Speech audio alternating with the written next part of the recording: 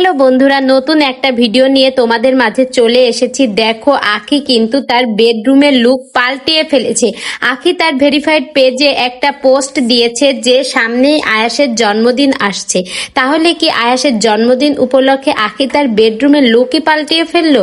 আখি কি করলো? আখি কিছুদিন আগেই কিন্তু নতুন একটা ফ্ল্যাট নিয়েছে এবং নতুন খাটও নিয়েছে।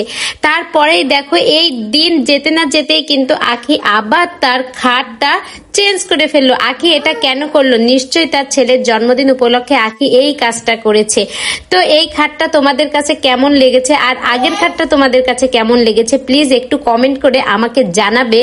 আর আখি কিন্তু দেখো, সব সময়ের জন্য কিন্তু তার বেডরুম সাজিয়ে রাখতে এত এত পছন্দ করে। তো আখি ঠিক তাই করলো, সে যেটা পছন্দ করে সেই কাজটাই করে ছাড়লো। আর আখি তো বলেছে, তিশার সংসারে থাকতে আমি কখনো আমার শখ পূরণ করতে পারিনি, এইবার আমি আমার সকল শখই পূরণ করব।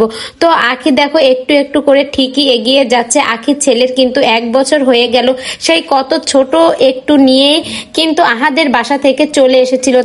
তারপর থেকেই দেখো, আয়াসকে পেলে এত বড় করেছে, এখন কিনা আয়াসের 1 বছর পূর্ণ হতে গেল। তো বন্ধুরা, তোমরা এই ভিডিওটি সম্পর্কে তোমাদের মূল্যবান মতামত কমেন্ট করে জানাও।